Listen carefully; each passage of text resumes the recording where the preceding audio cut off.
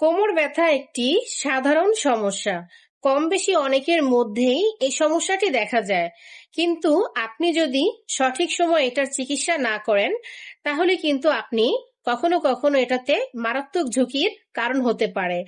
আবার এটা সারা জীবনের জন্য আপনার এটাতে ভুগতে হতে পারে। তো যারা দীর্ঘদিন কোমর ব্যথার সমস্যায় রয়েছেন, আজকের এই ভিডিওটি তাদের জন্য। ভিডিওটি স্কিপ না করে অবশ্যই পুরোটা ভিডিও দেখবেন, তাহলে আপনারা উপকার পাবেন বলে আমি আশা করি। আমি ডক্টর মৌসুমী আছি আপনাদের সাথে, ইসলামিয়া হোমিও ক্লিনিক, ঢাকা থেকে বলছি। সবার প্রথমে আমার হোয়াটসঅ্যাপ নাম্বারটি আমি বলে দিচ্ছি, 0190716532 আমার হোয়াটসঅ্যাপে যোগাযোগ করে আপনারা দেশ এবং দেশের বাহিরে সব জায়গাতে মেডিসিন কুরিয়ারের মাধ্যমে নিতে পারবেন, অথবা কেউ চাইলে সরাসরি চেম্বার থেকে ওষুধ নিতে পারবেন। তো এখন মূল কথায় চলে যাচ্ছি। কোমর ব্যথা হওয়ার প্রধান 5টি কারণ।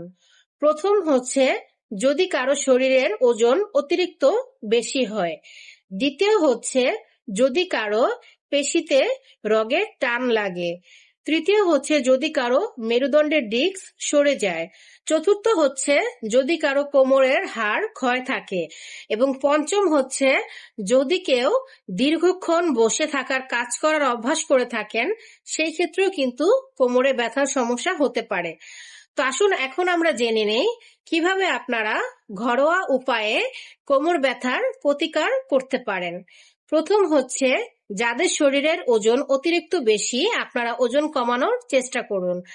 দ্বিতীয় হচ্ছে প্রতিদিন ব্যায়াম করার অভ্যাস গড়ে তুলুন। তৃতীয় হচ্ছে দীর্ঘক্ষণ একটানা বসে কাজ করবেন না, মাঝখানে একটু হাঁটাহাঁটি করে ব্রেক নিন। চতুর্থ হচ্ছে আপনারা একেবারে মাটিতে বসে কোনো কাজ করবেন না। যাদের কোমরের সমস্যা আছে তারা অবশ্যই একটি চেয়ারে বসে কাজ করুন, অথবা উঁচু কোনো স্থানে বসে কাজ করুন। এবং সর্বশেষ হচ্ছে কোমরের ব্যথা হলে কোমরে আপনারা গরম পানির ছ্যাঁক নিতে পারেন। তো এই ভিডিওগুলো আপনারা যারা দেখছেন, আপনাদের যদি কোনো প্রশ্ন থাকে আপনারা অবশ্যই আমাকে কমেন্টসের মাধ্যমে প্রশ্ন করতে পারেন, আমি আপনাদের রিপ্লাই দেওয়ার চেষ্টা করব। আমার এই ভিডিওটি যদি ভালো লাগে, ইউটিউব থেকে দেখে থাকলে একটু সাবস্ক্রাইব করে দেবেন, আর ফেসবুক থেকে দেখলে অবশ্যই একটি লাইক ও ফলো দিয়ে পাশে থাকবেন। তাহলে পরবর্তীতে আপনারা আরো নতুন নতুন ভিডিও টিপস পাবেন বলে আশা করি। তো আজ এই পর্যন্তই, সকলে ভালো থাকবেন। আল্লাহ হাফেজ।